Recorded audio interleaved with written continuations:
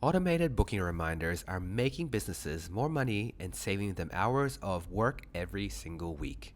Today, I'll show you exactly how these reminders work, their real benefits, and even walk through setting some up for yourself. But first, let me paint you a picture. Say you run a very busy accounting firm.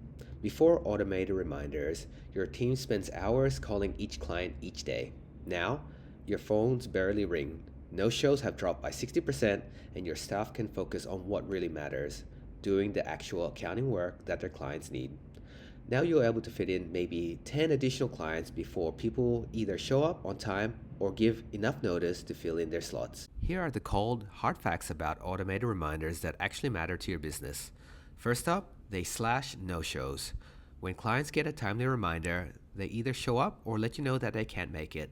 That means you can fill those slots with someone else. Now let's talk about your staff.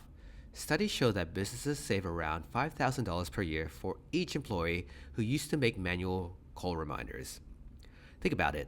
If your receptionist spends even 2 hours a day making calls, that's 10 hours a week of time they could spend on improving customer service, managing your social media if you're doing social media, or handling other important tasks. And the funny thing is, your clients actually prefer automated reminders. And here's why. They can quickly confirm, reschedule, or cancel without playing phone tag.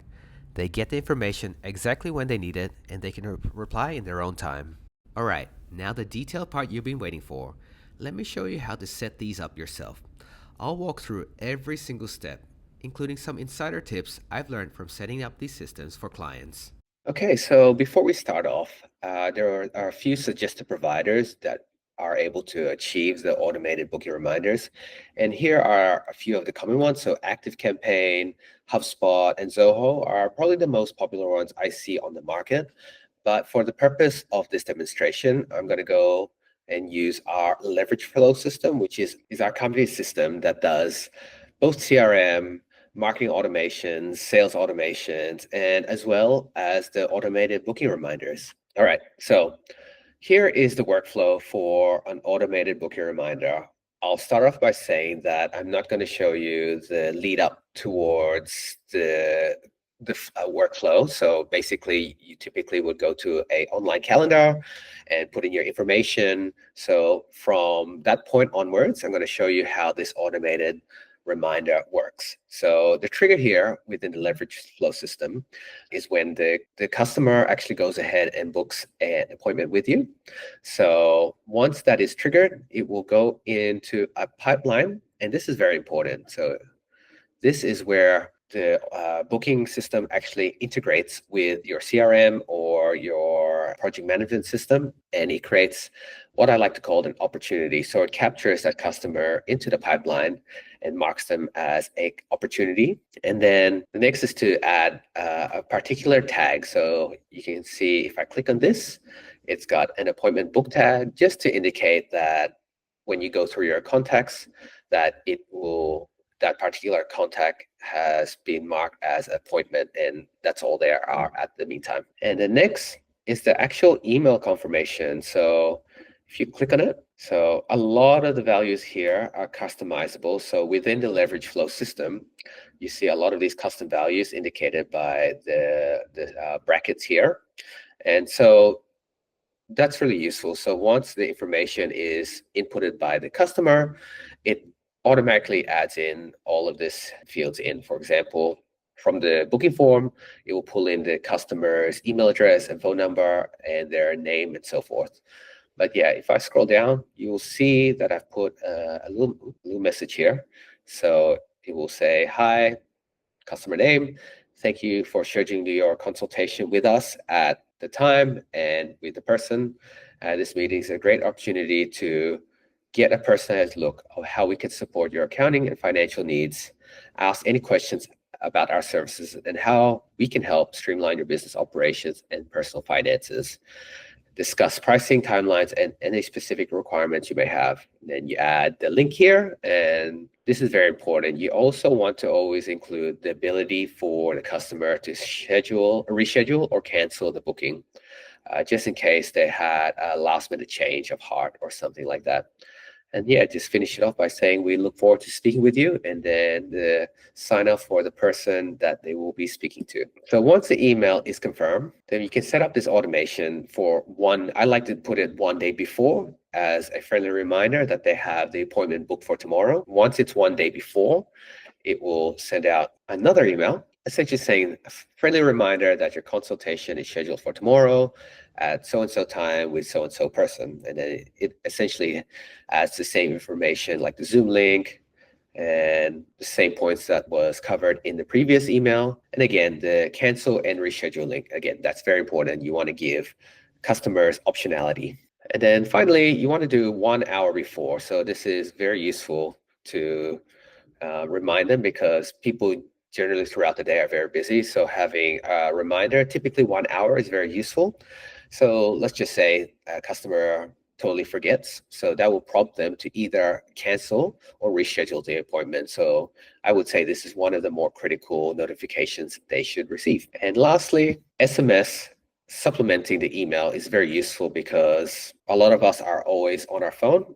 We don't always check emails, but we always have our phone with us, and typically we respond to SMSs quite quicker than emails. So, okay, and that is the workflow for when people book an appointment.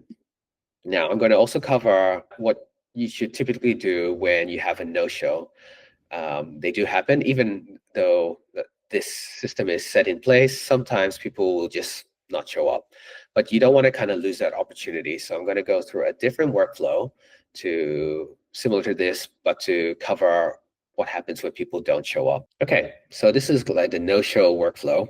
And what will happen is when the trigger happens when the client is a no-show. So what will typically happen is you would add them as a no-show as our tag, and then what will happen is you'll move them as an opportunity because they're no longer in the pipeline, and then tag them as a no-show, and then you'll have an SMS saying, you missed our Zoom appointment today. Do you want to reschedule or are you not interested? And put the username. And so this is really useful because you don't want to kind of lose, like I said before, you don't want to lose that opportunity. So unfortunately, people tend to forget things. So this is just a nice customer service touch to kind of gently remind them, like, you can always reschedule if you want to do so. Okay, now let's talk about delivery method selection.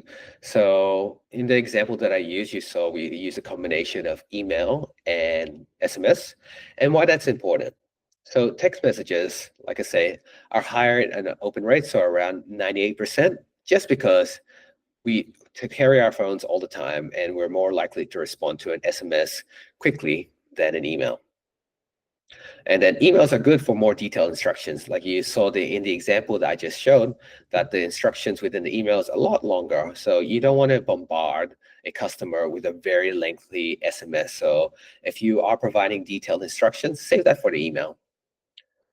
And lastly, I just want to say the combination of both is great for customer service. So you might think that it might be a little bit overboard, but in this day and age, it's best to over communicate because, like I said, people are very busy, and I think they will appreciate at the end of the day getting these reminders. So they're prompted to actually attend the meeting. Okay, and finally, if you are implementing this automated booking reminder system, here are some tips. First, once you implement it, you want to test it on yourself because you want to make sure that you're happy with the flow, and it works the way you want it.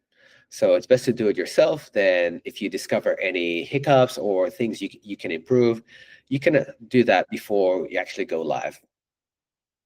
Then once you do that, you want to test it with a small group. So it might be other employees within your organization, or maybe a family friend, just to demonstrate, like go through a dummy booking to see if they encounter any issues. And that's really helpful because testing it on another employee within your company or a good friend or family member. So sometimes we don't see things because we're within the workflow itself. So it's good to get some fresh eyes to go through this process. So, and it's not going to harm any customer relationships because they're doing it as a favor to you. So next, once you're happy that everything's working and you test it on yourself and with a small pilot group, then go ahead and test it out on your actual customers. But I would say it's really important to monitor the response rates to see whether it's actually working or not. So typically, the system that I just showed you works for the large majority. But sometimes, depending on your industry, you might need to make some certain tweaks. So it's best to monitor the response rates. Yeah. So, and the last point is just to follow on. So adjust timing based on the feedback you're getting from your customers. And you might want to reach out to them or just listen to what they have to say. Let's just say some people are getting back to you and they're saying the messages you're sending are a little bit over the top, or it will be helpful to actually send it a little bit longer before the 1 hour before the meeting, and then the messaging as well. So maybe the actual messages within the email is not clear. So just look out for feedback on those points from the people who are actually booking from you. That's all you need to know about automated booking reminders. No fluff, just practical stuff that works. If you found this helpful, hit that like and subscribe button for more practical business tips.